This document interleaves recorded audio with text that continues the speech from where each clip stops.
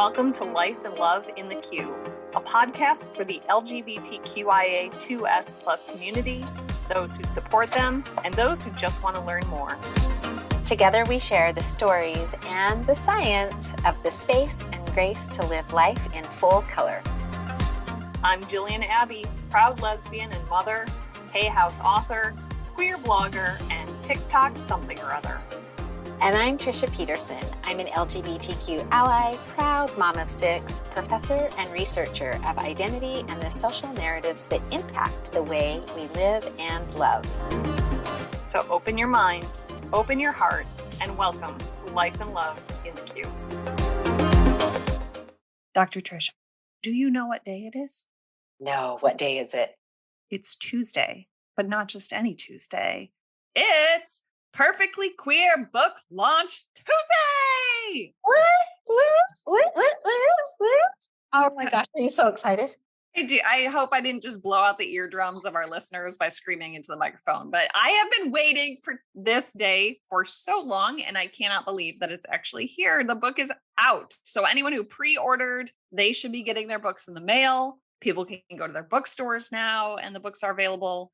And the audiobook, I believe it should also be up as well. And it's just so amazing. Like I just think back to you and all of the other people who played such an important role in getting this story out there. Yeah. And being the support and the encouragement to help me elevate my voice or amplify my voice and share my story so that it can help others. I'm trying to date stamp in my mind really fast because we met late 2020. So it was probably around February, March, April 2021 when we would have started that little writer's circle. Yeah. And then we joined the Hay House Writers community in June, I think, if I'm not mistaken, right? I think I had joined back in January of 2021. Yeah, I don't know. For some reason in my mind, because the chapter, and I'm not even sure what actually the current title is, but it was Jack and the Absurd Botanical Metaphor. Yeah. That's when in March on my 40th birthday that year is when I posted it to YouTube and social media and said, hey, I wrote a book and here's the first chapter. When the reality was I had no book at that time. I just had a few chapters that I had shared with our group. You're right. So. I think you're right. It was January. So January 2021 was when this really started to get the birthing. Yes. And now we're April 2023. Yeah. I'm thinking, what a journey you've been on. Oh, yes. I still am like, is this life? Is this really? And even going back, I think the kind of the coolest thing about recording the audiobook is that I realized that I had never actually read my entire story from start to finish because I wrote all of the chapters asynchronously. And so I would reorder them into chronological order. And, I would go through sections at a time with my editor to actually go start to finish with the story without having or wanting to change anything, to judge anything, to edit anything. It is what it is right now. And that was really cool because I look back on the book now and I say, I wonder if I could do that again. If I knew what was ahead of me, I don't know if I could have taken on the journey. And then at the same time too, I'm so grateful that there are other people out there who have heard my story, either through this podcast or my blog or social media, and they've reached out saying, I just started my process. I'm going through the same thing. Please tell me this gets better. And so I'm excited to say that this episode is called It Gets Better because I don't know. I just kind of look at my life right now and marvel at all of the changes. It wasn't just coming out. Coming out was the first domino that led to the cascading of so many more beautiful things and beautiful aspects of my life. And so I'm really excited to share that with people. I hope it brings them hope that even if they are not at the beginning stage yet, or they've just started, or they're in their messy middle, that it is hard and it's okay to feel that hard, but it almost undoubtedly, I mean, I can't make any guarantees for anyone, but it does get so much better.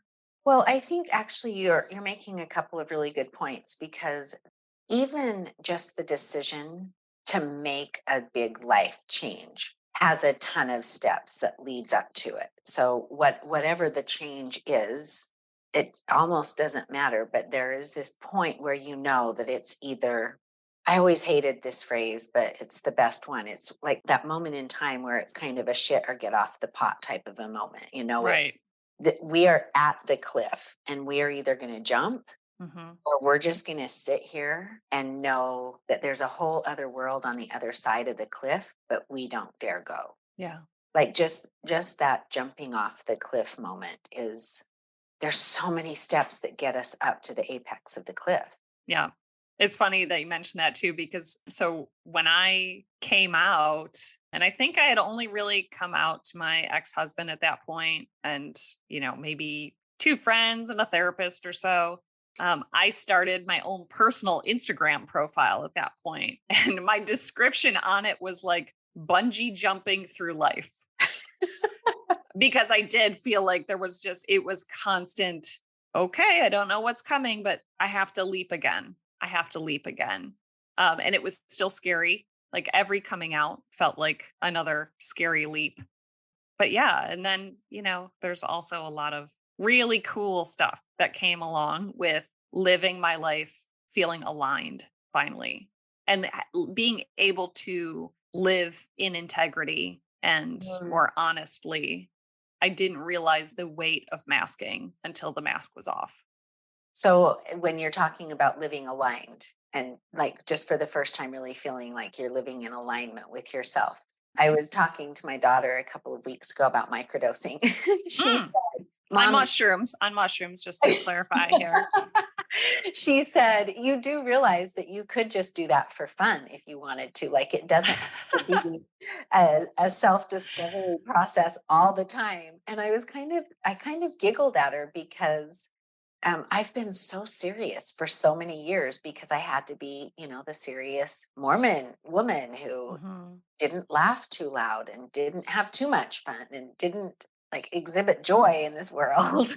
Yeah. So that kind of, it's making me laugh as you're saying that, because I'm having to almost ask myself, so Trisha, how in alignment are you with your authentic self still? So Mm. I'm actually super excited to hear you talk a little bit about that it gets better, because I kind of feel like there are times that I still look and I know I jumped off the cliff, but I keep wondering, is there any way for me to scramble back up that mountain? Right. Can I go back? Is there any way to change this? Right. Nope, you're along for the ride now. Wait to see how it unfolds. But Oh, okay, so I thought maybe I would start with a little story that I forgot to mention in our labels episode, just to talk about how not only my coming out is a process, but like there are people in my life that it has started a new process for as well, mhm. and that things do keep getting better for all of us. But anyways, we had a gathering at our house with a bunch of people over, a bunch of different couples, all people who love and support Jen and I. And I am a terrible hostess. So I had the coffee maker going, but I said, the mugs are in that cupboard. Help yourself, pour yourself a cup of coffee, have a nice day. And so one of the guys that was there grabbed one of my favorite handmade ceramic mugs out of the cabinet. And Jen and I were kind of in the dining room area. And I look over out of the corner of my eye and I see him panic as he looks at the mug. Because what he didn't realize when he grabbed it is that my favorite mug says "Live, Laugh, Lesbian" on it. And so inside, I was just kind of cracking up. I was like, that's kind of awesome. I'm glad you got my mug.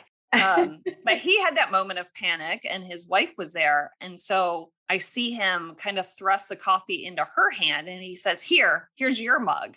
And she looks at it and she says, I'm not having that mug. That's your coffee. And then in my mind, I was like, this is so fascinating to me because I know that they love Jen and I. And it's just a mug with just the word lesbian on it. I didn't think at any point between this heterosexual couple that either of them were lesbians. And they were in a house with lesbians. So it's not a bad word in our household. But they kind of struggled with even having a mug with that label on it. And so I guess, and I know this is kind of a stretch, but I'm trying to bridge our two episodes here. So it just, he ended up having the mug and drinking his coffee. And it's one of those points where I think everyone got to learn a little bit more about themselves and their comfort levels and who they are and maybe what they need to explore more in their life. And I feel like even just in my coming out process and identifying myself as a lesbian, it has been kind of a beautiful exploration of like, what does this mean for me? I was just going to say, what I think is funny is you can always tell on your life journey when you can answer that question, what am I making this mean about me? Yeah. That the answer to that question changes along the way. So early in your journey, you might have gone, oh, I need to protect people from. Right. I would have hidden the mug in my house. I For the never rest would of have your put it life. out there. Mhm. Yes. And then now, so I love that you're saying that what am I making this mean about me? Right. So yeah, but I want to focus more on, I guess, all of the different benefits that I found once I did come out, because they were so much more than just, oh, well, now I get to date a woman who I am wildly attracted to. I love her in a way that, it was like when you watch those movies or you hear a love song and people talking about love, and I hoped that that was real, like that I would get to feel that someday. And so to have just this beautiful feeling of love for another person has been amazing. But then there's other things too, like I swear more. That was a Oh, me too. surprising thing, because I just feel like for so long my words would get trapped in my throat. And so once I was able to say gay, lesbian, queer, you're getting all the words. You're going to get the most real word that comes out of my mouth. You and I had talked before too, and I thought it'd be fun to share here.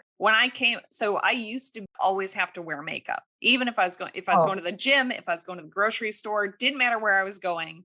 At a bare minimum, concealer, mascara had to be on my face. And coming out, I realized that I was always putting on makeup because I was concerned about what people would think of me. Mm, Well, once you come out as gay, I mean, they don't give a shit about the mascara. The lesbian label is going to supersede everything. So, but I kind of loved the fact too that I could just leave the house as me, and that I didn't feel like I had to create the Jill that was more mhm. acceptable to everyone else out there. But you have a different relationship with makeup, and I think it's really important to share this as well. Well, so this is funny. So I've got a couple. Yeah. So my relationship with makeup is completely different in that I do makeup every single day. My evening makeup is the same as my daytime makeup, as my yoga makeup, as my gym makeup. I wear the exact same makeup. But for me, it was always it's almost like my personal self advocacy that says for 20 minutes every morning, it's just my time. I do Mhm. my hair, I do my makeup. And so for me personally, it has been on days that I don't do my makeup is for me, I don't do it for anybody else. I don't do it so that my husband finds me pretty or men outside find me pretty or women find me acceptable. It's Treisha showed up for Treisha. So it's like a radical act of self-care for me to show up with my makeup bag every morning. Yeah. No, and I think that's awesome that we have a totally different way that we approach makeup, and at the same time, it's both going back to like, well, this is how I do this because I love myself. Yes. Yes, So, absolutely. But I want to share my story with swearing because I kind of think it's oh, funny. yeah. Fuck I yes, let's do I it. I did not swear for the whole I wasn't a swearer. Mhm. And then I started teaching yoga. I started swearing when I was teaching and it only all those words, especially the F word, were coming out while I was teaching yoga classes. And I actually went to a therapist because I thought that meant I was definitely broken. Like something is wrong, and maybe yoga is a cult, and maybe I've been brainwashed because now I'm swearing, but only on the yoga mat. And my therapist said, is it possible that on the yoga mat in the yoga studio, is the only place you actually feel free to be you. And I, Wow. holy fuck. Yeah. Yeah. Actually, this is the only place I feel seen. Yeah. So I That think is that's interesting. fascinating. Yeah. I know. It's like I could physically feel when I was swallowing my words. And I Yeah. did that for so much of my life. And so now it's all about just letting them free. So, anyways, It goes back to the masking that we've talked about so freaking much. Is yeah. anytime you're masking any aspect of yourself, you're wearing that famous armor that Brene Brown talks about. Anytime you're like, you don't just mask certain aspects of yourself, pretty soon you've built a fortress around yourself that is so tall and so thick that you're masking everything. Mm. Okay, so I have another benefit that I noticed a while after I had come out, and I'm curious if you have any thoughts on this. I used to always think that if something good happened in my life, that there was always going to be the other shoe of something bad that had to follow. And that did seem to be the pattern in my life. Something good would happen, and then, oh, here's, the dark cloud that's going to follow it. It wasn't immediately when I came out. Obviously, I took my time in the whole process, but I would say probably in the past year and a half or so, my mind doesn't even pepper me with those thoughts of something bad is coming. It's just something good, something good, something good. Oh, we can just have good. Like there's just a whole lot of good that I don't even and I'm not saying that like, oh, bad things don't happen to me anymore, but I don't expect them to happen, and I don't find them happening at the frequency that they used to. So it's still an element of masking, which I think Mm, is really funny. So when we are masking within ourselves, even if nobody around us is noticing it, when we are masking, that's when we pull, that's like when we activate our imposter phenomenon. That's when we activate our otherness. And so we self sabotage to hide any element. So when something good is happening, it almost pushes us to say, oh, wait, maybe I'm not worthy of this. I'll be found out. What if somebody recognizes that I'm not good enough to have deserved this, or somebody's going to come and take it away? yeah. Whenever we step into kind of the fullness of our blessings or our gifts or whatever you want to call it, we are challenged to face those aspects of ourselves that are masking because our in internal family systems have we talked about this? I can't remember on this podcast. I don't think we have, but internal family systems is this belief that, and it's so cool, but it's this belief that as we go through life and we have challenging things happen to us, we leave little parts of ourselves behind. Mm, The role of integrating these parts back into our wholeness is an aspect of going back and rescuing, like for me, my 11-year-old self. When my yeah. mom died, my mom took joy. She Mm, was such a happy person, such a joyful person. And so when my mom passed away, my 11-year-old self decided that joy belonged to my mom. And since my mom was no longer here, joy was no longer mine to enjoy or to have.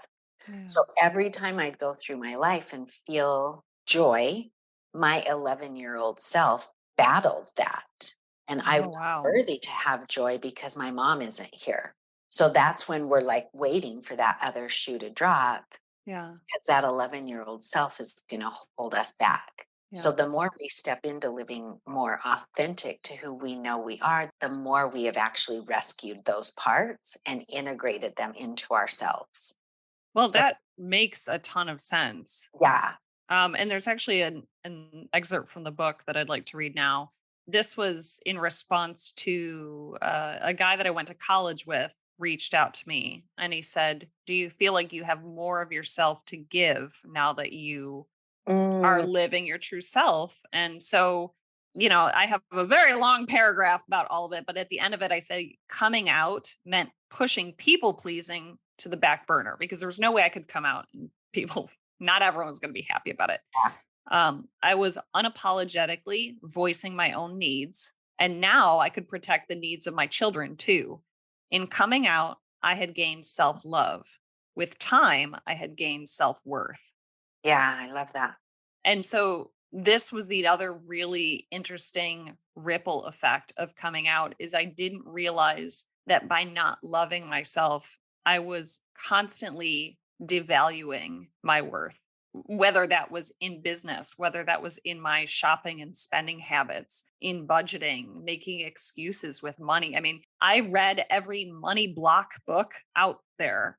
And it didn't matter how many memories I went back to of my childhood and my first money memories until I could love myself. I couldn't see worth in myself to get over those money blocks. Yeah. So it's been interesting to see how that, and I know there's a lot of women particular that I talk to who are now coming out later in life or starting to, and they have major concerns over money, which is understandable. I mean, anyone going through the divorce process, particularly women, especially if you've been a stay-at-home mom or partially employed, the financial piece can be really terrifying. But I've been amazed to see just the change in my perspective, attitude, and energy around money and its role in my life as well. Yeah. And it is another aspect that has gotten better with time. But that doesn't mean like if you want to buy the book, I appreciate you because every dollar counts. These kids eat so much. No, I think that's interesting. And I think one of the things, though, that my brain is kind of thinking of, I've seen this thing going around Instagram and Facebook. It's kind of a sassy attempt at, I don't even know. I don't know where it originated, but it says something like, if we all follow our bliss and live authentically to just those things that bring us joy, who's left to do the hard work? And Hmm. it's kind of like this commentary. And honestly, the only people that I see sharing it are members of my church. To be honest, those are the only Oh. people who I've actually seen post this thing. It makes actually, I would be curious to know if it was just spoken in our general conference, if Hmm. that's why all of a sudden it's popular. But anyway, and I keep on thinking, so many people, kind of the same as you hear people talk about LGBTQ being a trend, the fact that more people are coming out is just a trend. Right. I feel like there's a lot of people who also feel that way about live authentically to you, find yourself, live your purpose. I think there are those people who want to still subscribe to the belief that that's just your trend. It's just trendy to live unapologetic.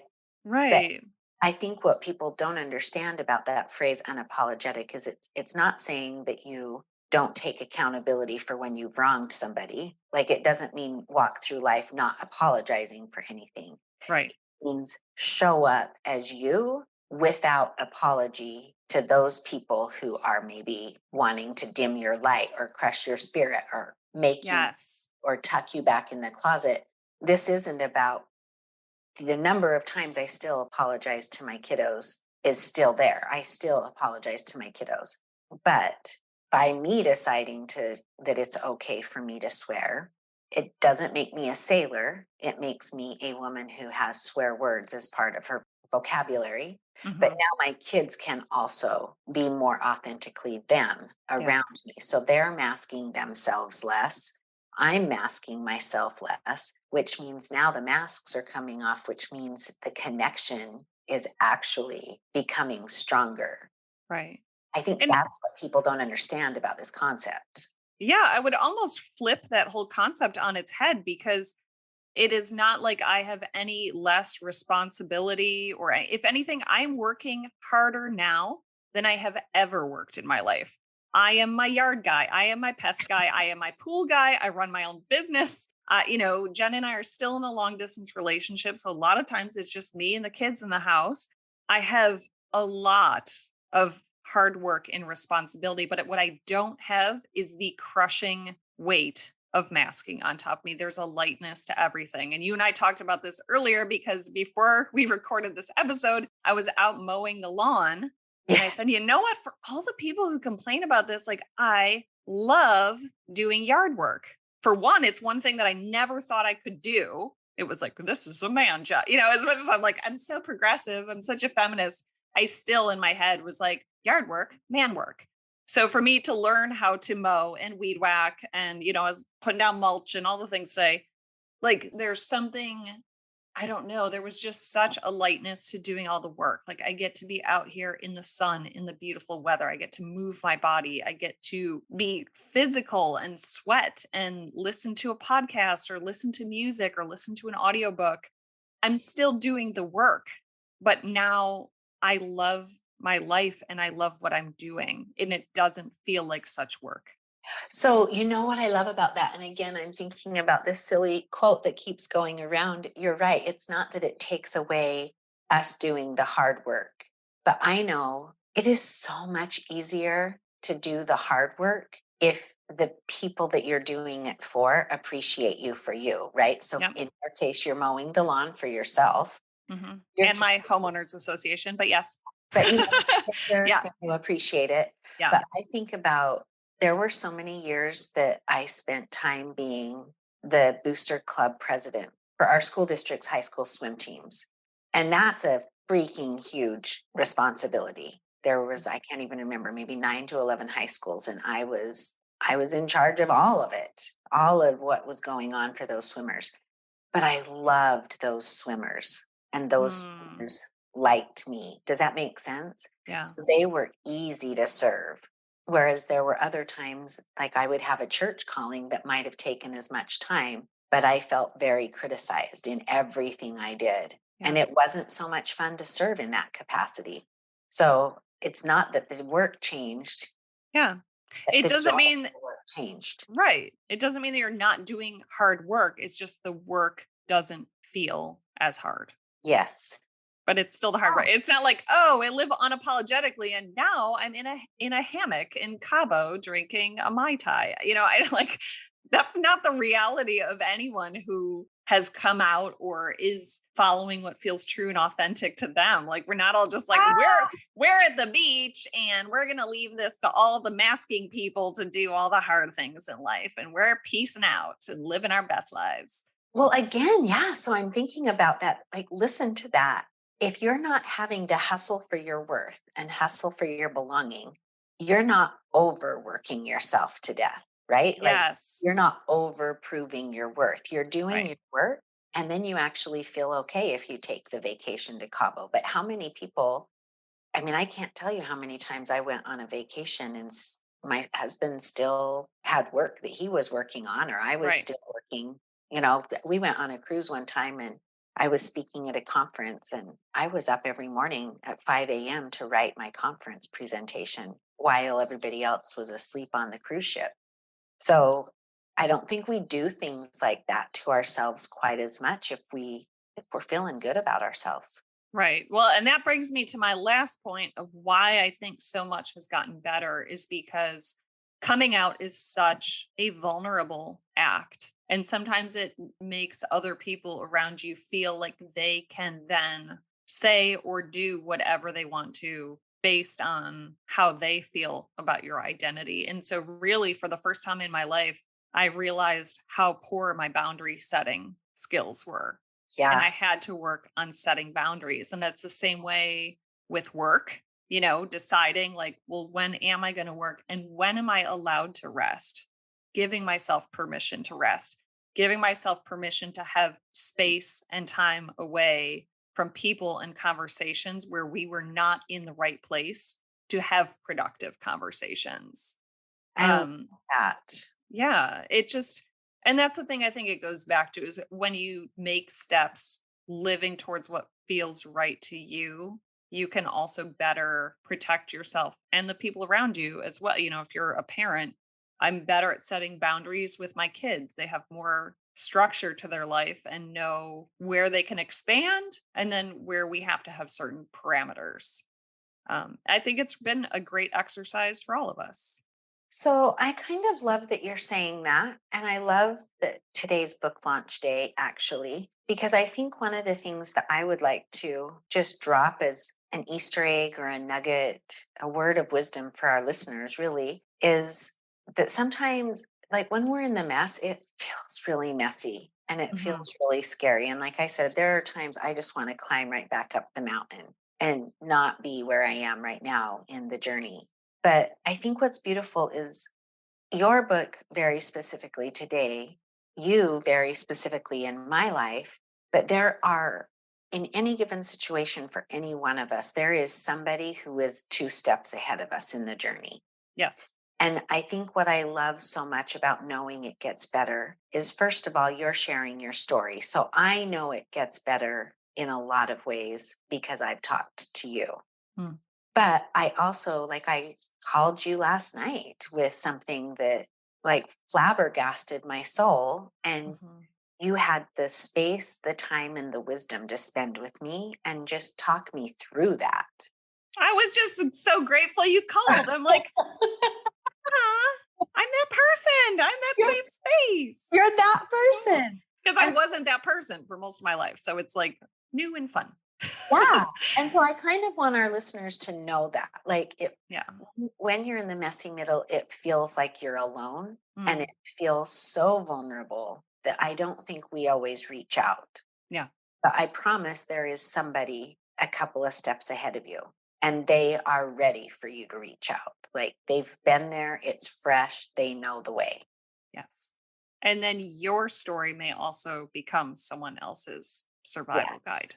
So, oh, Treisha, I love you. I am so glad that you are a chapter in my book. I'm excited for our podcast listeners. I hope that they get their copy of Perfectly Queer, whether you do the paperback or the Kindle version or the audiobook. But I narrate the audiobook. So it's, you get to listen to me more, whether you love it or not, use that, you decide. But I'm really so grateful and so excited that you are a part of my book. And me too. Let's I'm excited to see what's ahead. So I do hope our listeners will go out and check out the book. Like I said, it's not just for queer people. It's not just for perfectionists. I hope that we can all find a thread of ourselves in the story. I'm going to say, I don't just hope it, I know it. I'm going to tell our listeners, I know you will find a part of your story in this story. That's awesome. Happy launch day. You too. Let's celebrate. Woo! Hey, US podcast listeners, we want to come to you. If you're interested in having a Perfectly Queer book event with me, Jillian Abby, and Dr. Treisha, email us at lifeandloveinthequeue@gmail.com or DM us on our social media accounts and let us know where you're at in the US. We would love to coordinate and connect with you, to meet you in person, and we appreciate your support. Thank you for listening to Life and Love in the Queue. If you enjoyed today's episode, please be sure to like, subscribe, and share. And if you have questions, contact us at lifeandloveinthequeue@gmail.com. Until next time, Q Crew.